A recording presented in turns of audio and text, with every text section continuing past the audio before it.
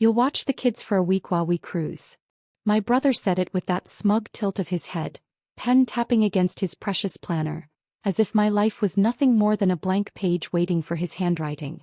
Hi everyone, my name is Mara, I'm 29, and I've learned that silence is sometimes sharper than a knife. Do you know what it feels like when the people who share your blood treat you like free labor? Like the only thing you're good for is wiping noses, scrubbing dishes, and sacrificing your own time, while they toast champagne on white-decked ships. I said no. Calmly, firmly, like a woman reclaiming her spine. But in my brother's world, no was just background noise. He smirked, his wife rolled her eyes, and I saw the plan already glittering in their gaze. They'd push me until I broke. That's how it had always been. The next day, the sound of wheels rattling across my porch announced their arrival. Luggage, 3 huge bags stuffed like my patience. Their kids bounced behind them, sugar high with excitement, while my brother's hand clutched passports like victory flags. They didn't knock. They didn't ask. They just came in like my home was theirs. But on the table, waiting beneath the glow of a single lamp, was the note I'd written the night before. A letter so simple, so sharp, it sliced through their arrogance in an instant. I watched their faces shift, my brother's jaw twitch, his wife's lips stiffen into a cracked smile, the children's laughter fade into silence. The room felt cold though the fire was lit. The note was only the first move, the opening of a game they didn't even know they'd been invited to. And what they couldn't possibly guess, not yet, was that Christmas would no longer be their season of ease. It was about to become mine. My brother's voice cracked first. What the hell is this, Mara? He lifted the note like it was a snake about to bite him. His wife leaned over his shoulder, her manicured nails trembling, eyes darting across the words. I didn't need to read it again. I knew every line, every deliberate stroke of ink. No free babysitting. No more sacrifices.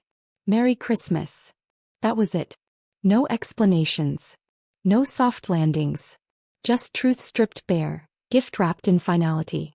His wife's laugh was sharp, brittle, almost rehearsed. She's bluffing. You'll watch them, you always do. Her confidence made me almost pity her. Almost. Because she still believed I was the same Mara who once canceled dates, skipped shifts, and bent my life until it cracked, just so they could sip margaritas on balconies with ocean views. But this Christmas I had drawn a line in the snow. The silence after my refusal stretched long, punctured only by the faint crackle of pine logs in the fireplace. My heart hammered, but my face was carved from stone. They searched me for weakness, for that flicker of guilt I used to wear like perfume. They didn't find it. You're unbelievable, my brother spat, his planner pressed to his chest as if his whole world would collapse without my compliance. Do you have any idea how hard it was to book this trip? Flights, hotels, excursions. Do you know what this cost me? Yes. Money. Always money. As if dollar signs were heavier than my life. I looked at him, really looked, and realized he wasn't angry because I said no. He was furious because for once he wasn't in control. You should have asked, I whispered, my voice low but slicing. Instead you assumed. His wife scoffed, dragging the kids toward the couch, trying to reclaim the air of authority. But the truth was already out, humming through the room like electricity before a storm. They had walked in carrying luggage. But they'd leave carrying something far heavier, the weight of realizing they no longer owned me. And what they didn't know, what made me bite back a smile, was that the real surprise hadn't even started yet. My brother slammed his planner shut so hard the kids flinched. His face was red now, the kind of red I'd only seen when he was losing a game he thought he'd already won. His wife whispered something sharp in his ear and his jaw clenched tighter. You think this is funny? He hissed. You think you can just refuse? After everything we've done for you, for me, I almost laughed. Done for me? They'd use me like a free service, draining my time, my sanity, my youth. I thought of the countless nights when I sat rocking their colicky baby while they danced in sequins and suits. The mornings when I walked into work half asleep, smelling of baby formula, just to keep their lives sparkling. And yet here he stood playing victim. I didn't answer. Silence can be more powerful than shouting. Instead, I gestured toward the note still quivering in his hand. That's all you need to know. He took a step closer, his shadow stretching long across the wooden floorboards. You'll regret this, Mara. Your family. Family sacrifices. I met his stare, calm as snow outside the window. Family respects. Family asks. Family doesn't demand. For a moment I saw it, the flicker of doubt in his eyes. The realization that maybe, just maybe, he'd pushed too far.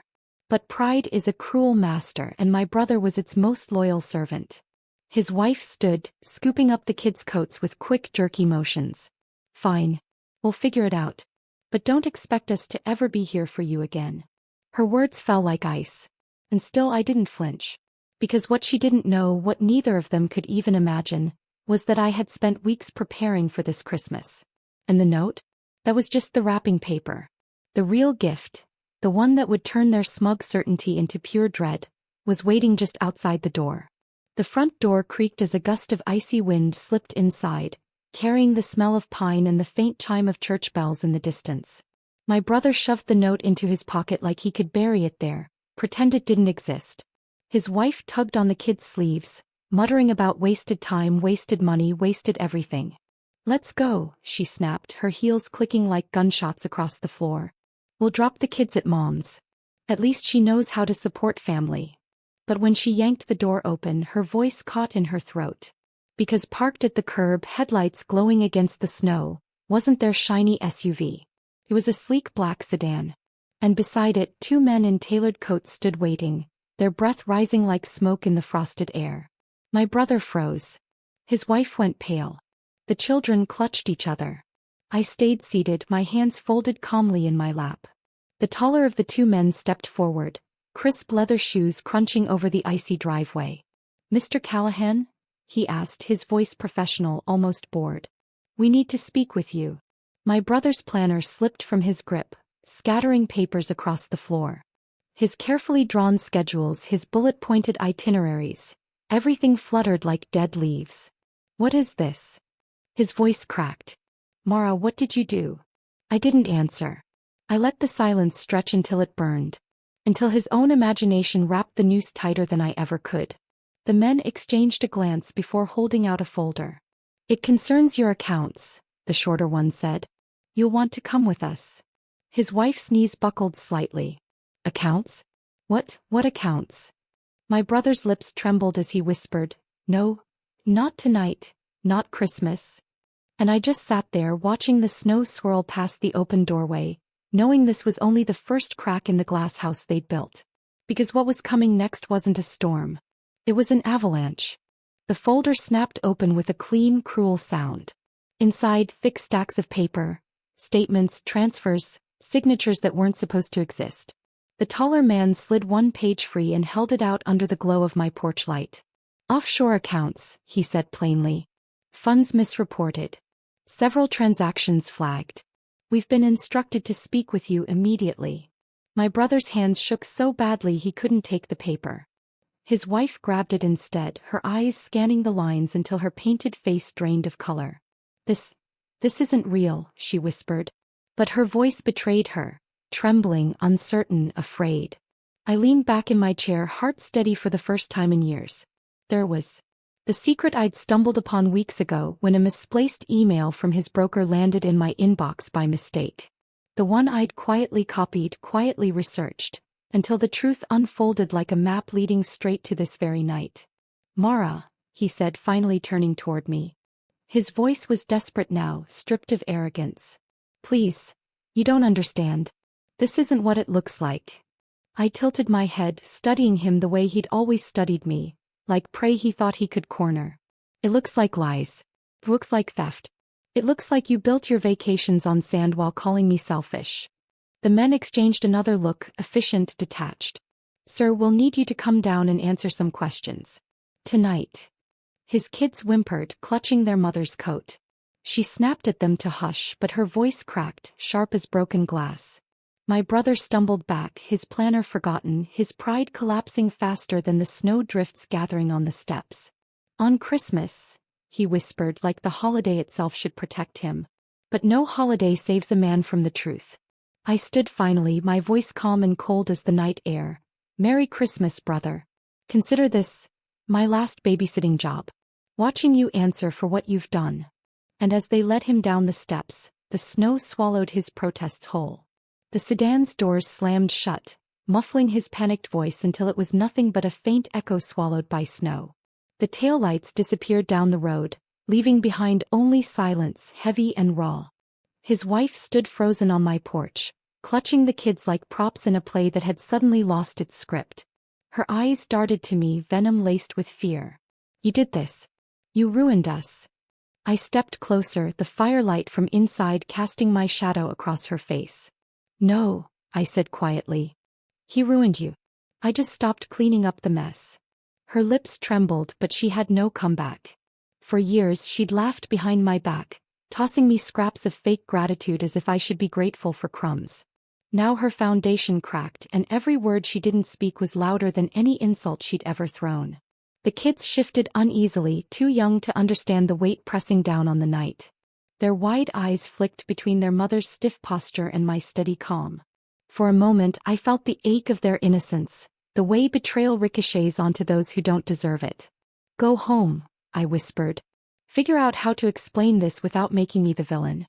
Because one day they'll know the truth." Her face crumpled, rage twisting into something fragile. She yanked their hands and stormed off into the snow, dragging them toward the SUV parked at the corner. The sound of the engine starting felt like the final curtain on a play I'd never wanted to be part of. Inside the house was still warm, but my body buzzed cold. The pine-scented air, the glow of the tree, the wrapped gifts under it. Everything felt sharper now, realer. For the first time in years, Christmas didn't belong to them. It belonged to me. I sank into the armchair by the fire, staring at the flickering flames. The note was gone, the confrontation finished, but the story wasn't over. Because the fallout hadn't even begun. The phone rang just past midnight. The kind of ring that slices through silence like a blade. I didn't need to look at the caller ID, I already knew. "Mara." My mother's voice was sharp, laced with accusation. "What did you do to your brother?" I let the question hang in the air, her demand rattling against the quiet hum of the fire. "I didn't do anything," I said evenly. "He did this to himself." Her breath hissed on the line. "You could have helped him. You could have kept quiet. Family doesn't betray family." The irony nearly choked me. For years, family had meant me breaking my back while they sipped cocktails. For years, family meant my needs were disposable. Now that the spotlight was finally on him, suddenly I was the betrayer? "Family doesn't use family either," I said softly. "Or did you forget?" There was a pause, brittle and long. Then her voice dropped, venom curling around each word. "You'll regret this, Mara. We all will." The line went dead. By morning, the fallout had already spread. My phone buzzed with messages from cousins, aunts, even neighbors. Some dripping with pity. "Why would you do this on Christmas?" Some spitting with rage. "You destroyed your brother's future." But in every accusation I heard it, the cracks forming in their perfect illusion. Whispers traveled faster than snowflakes, and soon, the truth of his hidden accounts bled into every conversation. My brother's empire of control was collapsing in real time, and for once I wasn't the scapegoat. I stepped outside, the cold air biting my skin awake. Snow lay untouched across the yard, pure and silent like a clean slate. And as the church bells rang again in the distance, I realized something I'd never felt before: freedom. But poetic justice wasn't complete yet. Because the one person who still hadn't faced me, the one who would hurt most from the truth, was my father.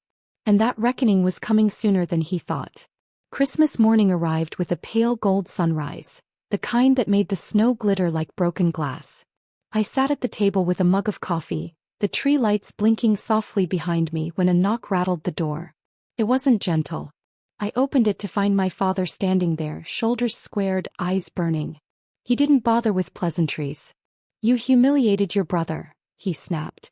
"Dragged this family through the mud. On Christmas." I stepped aside, letting the warmth of my home spill against his anger. "No, Dad. He humiliated himself. I just refused to clean it up this time." His jaw tightened, but I saw something in his eyes: fear. Because the truth didn't just threaten my brother. It exposed the whole rotten system they'd built, where I was the servant and he was the king. "You'll regret this," he muttered. I leaned closer, my voice low, steady. "No, Dad. For the first time I won't." Silence stretched.